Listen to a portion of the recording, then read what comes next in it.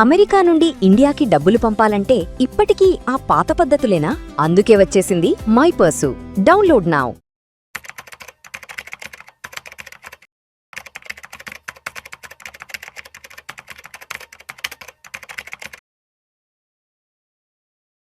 ప్రేక్షకులకి మీ రామచంద్రమూర్తి నమస్కారాలు. ఇవాళ ఈ వీడియోలో మనం ఎఫ్ఐఎస్ జనరల్గా ఎవరైతే ఏ కంపెనీస్ అయితేలో ఇన్వెస్ట్ చేస్తుంటారో ఆ కంపెనీలు గ్రో అవుతుంటాయి అనేది మనందరికీ తెలిసిన విషయమే. అందుకే ఎక్కువ మంది అసలు ఎఫ్ఐఎస్ ఏ కంపెనీస్లో బాగా ఇన్వెస్ట్ చేస్తున్నారు అనేది తెలుసుకొని వాటిల్లో మనం కూడా లాంగ్ టర్మ్ ఇన్వెస్ట్ చేసుకోవటం అనేది ఒక అన్నదిగా వస్తున్న స్టాక్ మార్కెట్ పాయింట్. అయితే ఇప్పుడు మనకి డేటా అవైలబిలిటీ ఉంది కాబట్టి ఇప్పుడు ఈ వీడియోలో ఎఫ్ఐఐస్ ఇప్పుడు ఏ కంపెనీస్లో ఎక్కువగా స్టేక్ పెంచుకున్నారు అండ్ ఇన్వెస్ట్మెంట్స్ ఎక్కువ పెంచారు అనేది ఒక 10 కంపెనీలు మీకు చెప్తున్నాం. ఇది కేవలం ఒక ఎడ్యుకేషన్ పర్పసే, మీరు కూడా 1-2 సార్లు ఆలోచించి డిసైడ్ చేసుకోండి. సో ఫస్ట్ ఏంటంటే ఇది సన్మాన్ క్యాపిటల్. ఫస్ట్ ఇది సన్మాన్ క్యాపిటల్ అనే కంపెనీలో డిసెంబర్ 25 వరకు ఎఫ్ఐఎస్ హోల్డింగ్ ఎంత 25% ఉంది. అలాగే ఎఫ్ఐఎస్ మార్చి హోల్డింగ్ చూసుకుంటే 46% ఉంది టోటల్గా. అంటే ఎఫ్ఐఎస్ హోల్డింగ్ వచ్చేసి దాదాపు 25% ఇందులో పెంచింది, రైజ్ అయ్యారు సన్మాన్ క్యాపిటల్. తర్వాత మార్క్సన్ ఫార్మా, దీనిలో 8% ఎఫ్ఐఎస్ ఉంటే డిసెంబర్ 25కి 2025లో ఇప్పుడు మార్చ్ కల్లా ఏమైందంటే 16% పెరిగింది మార్క్సన్ ఫార్మా. అంటే దాదాపు 8% ఎఫ్ఐఎస్ అయితే పెంచారు. అలాగే బజాజ్ కన్జ్యూమర్ కేర్, దీనిలో ఏంటంటే 9% ఉన్నది 16% ఇప్పుడు పెరిగింది. దాదాపు 7% దాకా ఎఫ్ఐఎస్ అయితే పెంచారు. తర్వాత వచ్చి నిబ్ లిమిటెడ్, దీనిలో 6% ఉండే ఇప్పుడు 11% ప్రజెంట్ ఉంది.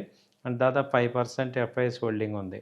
తర్వాత ఏఎన్ టెక్ సొల్యూషన్స్, దీనిలో 0.01% 2025లో ఉంటే ఇప్పుడు దాదాపు 7% దాకా ఉంది.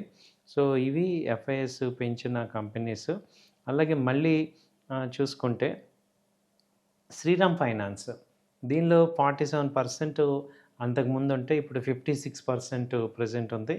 దాదాపు హోల్డింగ్స్ వచ్చి 9% దాకా పెంచారు. అలాగే మల్టీ కమోడిటీ ఎక్స్చేంజ్ ఎంసీఎక్స్లో 20% ఉండేది అది వరకు డిసెంబర్ 25లో, ఇప్పుడు దాదాపు 26%కి వెళ్ళింది. అండ్ ఆల్మోస్ట్ 6% ఎఫ్ఐఎస్ పెంచుకున్నారు. అలాగే విశాల్ మెగా మార్ట్, ఇది 15% అలా 3 మంత్స్ బ్యాక్ అంటే 2025 డిసెంబర్లో 15% ఉంటే అది మార్చి 26కి వచ్చేపాటికి 26% వచ్చింది, దాదాపు 6% పెరిగింది. అలాగే గుజరాత్ ఎనర్జీ, ఈ కంపెనీ 3.8% ఎఫ్ఐఎస్ ఉంటే 10% ఇప్పుడు డిసెంబర్ నుంచి మార్చి వరకు తీసుకుంటే 10% పెరిగింది. అంటే దాదాపు 7% ఎఫ్ఐఎస్ పెరిగారు. అలాగే ఎంటీఆర్ టెక్నాలజీస్, ఇది ఒకటి బాగా పెరుగుతుంది. ఎంటీఆర్ టెక్నాలజీస్ ఇది 12% ఉంటే 17% ఇది ఉంది, దాదాపు 5% పెరిగింది.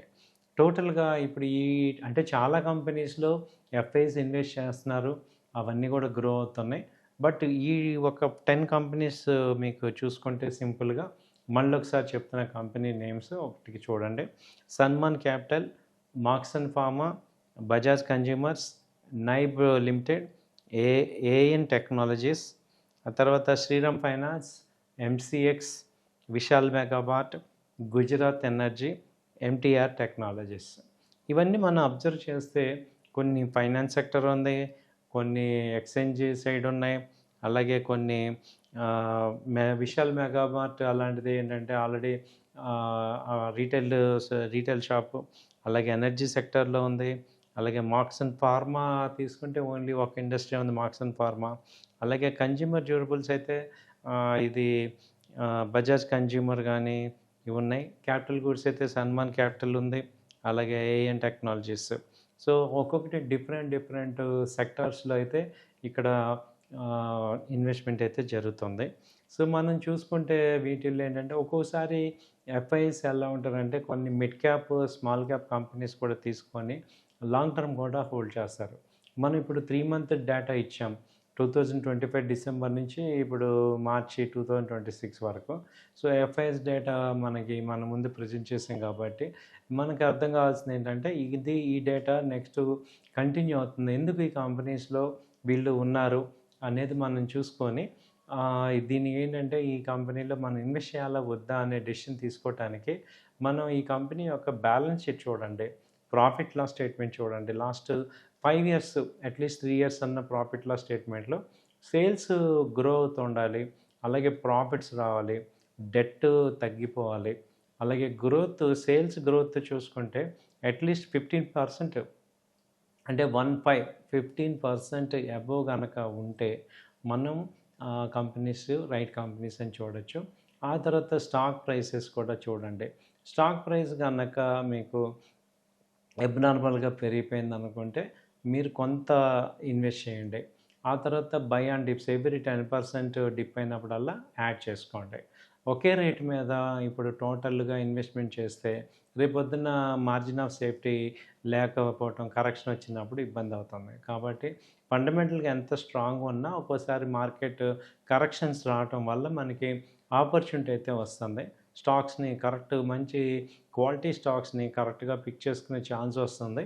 అప్పటిదాకా వేచి ఉండే బదులు కొంత ఇన్వెస్ట్ చేయండి. ఓ 30%, 40% ఇన్వెస్ట్ చేయండి.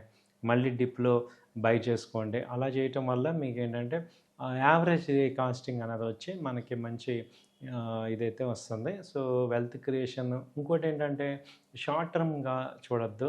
లాంగ్ టర్మ్‌గా చూడండి. ఒక 2 ఇయర్స్, 1½ ఇయర్, 2 ఇయర్స్ హారిజన్ తీసుకుంటే మంచి వెల్త్ క్రియేట్ అవుతుంది. మీకు చిన్న ఎగ్జాంపుల్ చెప్పాలంటే ఇప్పుడు 2022లో ఎస్బీఐ వచ్చి 400, 350, 400 అలా ఉండేది. 2 ఇయర్స్ గ్యాప్‌లో ఇవాళ ఏమైంది 1000 దాకా వచ్చింది. సో, ఇప్పుడు 100 పాయింట్స్ ప్రాఫిట్ వచ్చినప్పుడు తీసుకోవటం ఒక పాయింటు. మళ్ళీ దానిలోనే రీఇన్వెస్ట్ చేసుకుంటూ ఒక వెల్త్ క్రియేట్ చేసుకోవాలి అంటే ఇలాంటి కంపెనీస్‌లో స్ట్రాంగ్ కంపెనీస్‌ని మనం అబ్జర్వ్ చేసి వాటిల్లో రీఇన్వెస్ట్‌మెంట్ చేసుకుంటూ ఉండటం ద్వారా మంచి వెల్త్ క్రియేట్ చేయొచ్చండి. థ్యాంక్ యూ అండి. నమస్తే.